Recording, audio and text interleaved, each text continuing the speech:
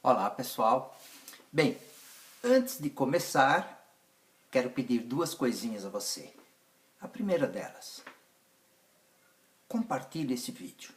Mais pessoas poderão conhecer aquilo que estamos pretendendo transmitir. E a segunda, poxa, assista este vídeo até o final. São só 10 minutinhos. Bem, vamos lá? Bom, neste segundo vídeo, nós queremos concluir o estudo que estávamos fazendo sobre a importância de se entender as Escrituras Sagradas em seu contexto original. E nós vimos que todo esse contexto é judaico, porque a Bíblia é judaica. E a Bíblia expressa a vontade de Deus para Israel, o povo formado a partir de Abraão. Portanto, é necessário entender a mente, é necessário entender a forma de se expressar e a mensagem que os autores das Sagradas Escrituras estão querendo transmitir. Bem, desprezando a importância de que a Bíblia foi dada originalmente a Israel, quando o cristianismo espiritualiza ou até mesmo alegoriza o texto bíblico, colocando-se como o Israel espiritual, o que o cristianismo na verdade está fazendo é esquecer o contexto original. Esquece a literalidade das Sagradas Escrituras, esquece a importância que esse encadeamento judaico tem. Toda a Bíblia tem uma enorme importância para mim e para você. E nós, no entanto, não podemos nos esquecer de que o contexto das Sagradas Escrituras é judaico. É claro que podemos sim aplicar a enorme quantidade de mensagens contidas nas Sagradas Escrituras para nós que estamos aqui hoje neste século XXI, sem, no entanto, nos esquecer do seu contexto original. Seria interessante, então, cada um de nós buscar o contexto original da Bíblia. Bem, eu quero falar para vocês as palavras do rabino Mateus Andona, que ilumina muito, esclarece muito esse assunto. Ele diz o seguinte: há 2000 anos a igreja tem o texto. Os judeus, há 3000 anos, têm o texto e o contexto.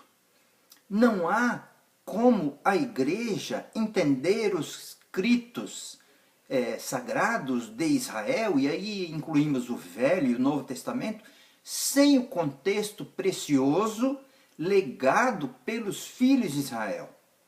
Quem lê um texto, diz o rabino Mateus Andona, sem ter o contexto, lê apenas meio texto. O outro meio texto é preenchido como o leitor bem quiser, como ele bem entender. É importante então entender o contexto original das Escrituras, por quê? Porque ele clareia, ele ilumina todo o texto. E para isso eu quero deixar para vocês um exemplo. Quando Jesus estava pendurado no madeiro, prestes a entregar o seu espírito a Deus, ele clama uma das suas últimas palavras, e que está lá no livro de Mateus, no capítulo 27, versos 46 e 47, que diz o seguinte: por volta da hora nona, clamou Jesus em alta voz, dizendo: Eli, Eli, lama azavtama, que quer dizer: Deus meu, por que me desamparaste? E alguns dos que estavam ali, ouvindo isto, diziam: ele clama, ele chama por Elias. Bem, esses alguns que estavam ali e que entenderam que Jesus chamava por Elias, quem sabe estavam um pouco desatentos ao que estava acontecendo, embora que aquilo fosse muito grave, talvez estivessem um pouco distantes e então se confundiram. Bem, mas o triste é ver que neste século XXI, muitos também se confundem com relação às palavras das Sagradas Escrituras, porque não dão atenção ao texto. Havia um contexto nas palavras que Jesus estava dizendo em voz alta ali, pendurado no madeiro. Eu e você, com certeza, já ouvimos um sem número de sermões em que os pregadores dizem que Deus abandonara Jesus, porque afinal de contas ele estava carregando os pecados do mundo inteiro, os meus, os seus e o de todo mundo. Poxa, como é importante compreender o contexto. Mas a maioria dos judeus que estavam em volta da cruz entenderam as palavras de Jesus. Eli, Eli, lama azabtama. Imediatamente, o que aconteceu com a mente daqueles judeus, da maioria, ali em volta da cruz? Eles remeteram imediatamente para o Salmo 22, porque o que Jesus estava fazendo era dizer as primeiras palavras do Salmo 22. Ele não iria dizer o Salmo por inteiro, mas falando as primeiras palavras, aqueles que estavam em volta da cruz e que eram estudiosos das Sagradas Escrituras iriam entender que Jesus estava se reportando não apenas as primeiras palavras.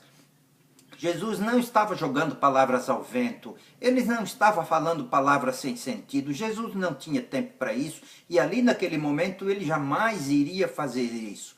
Mas em suas primeiras palavras, do Salmo 22, Jesus estava transmitindo uma mensagem, e os judeus estudiosos entenderam muito bem.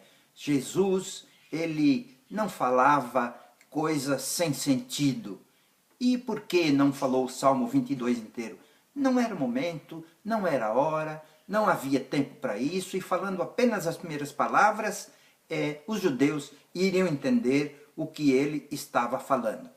Bem, eu pergunto para você, Deus abandona alguém nos momentos de suas dores e aflições? Ora, se Deus não abandona a mim, não abandona você, quando dele estamos necessitando muito, Deus abandonaria Jesus, a quem tinha enviado para morrer pela humanidade? Isso não faz o menor sentido, porque Jesus, na verdade, estava transmitindo uma palavra de esperança ao dizer as primeiras palavras do Salmo 22. Uma palavra que, na verdade, transmitia qual seria a consequência daquele seu sacrifício que ele estava ali fazendo naquele momento. Bem, eu quero ler com vocês algumas das palavras do Salmo 22. O verso 1, Deus meu, por que me desamparaste? O verso 29, mas tu, Senhor, não te alongues de mim, força minha, apressa-te em socorrer-me. Jesus cria nisso, por isso ele orou, apressa-te em socorrer-me. E ele complementa essa palavra dizendo, versos 22 a 27, então declararei o teu nome aos meus irmãos, louvar-te-ei no meio da congregação. Vós que temeis ao Senhor, louvai-o todos vós. Semente de Jacó, glorificai-o, temei-o todos vós, semente de Israel, porque não desprezou. Vejam só, aqui temos a impressão que haveria um paradoxo entre aquelas palavras de Jesus e o restante do Salmo, porque não desprezou, nem abominou a aflição do aflito, nem escondeu dele o seu rosto. Antes, quando ele o clamou, o ouviu. O meu louvor será de ti na grande tribulação. Pagarei os meus votos perante os que o temem. Os mansos comerão e se fartarão. Louvarão ao Senhor os que o buscam. O vosso coração viverá eternamente. E ele conclui com essas palavras assim de grande esperança e salvação para todos os judeus e para todas as nações. Todos os limites da terra se lembrarão e se converterão ao Senhor. E todas as famílias das nações adorarão perante a tua face.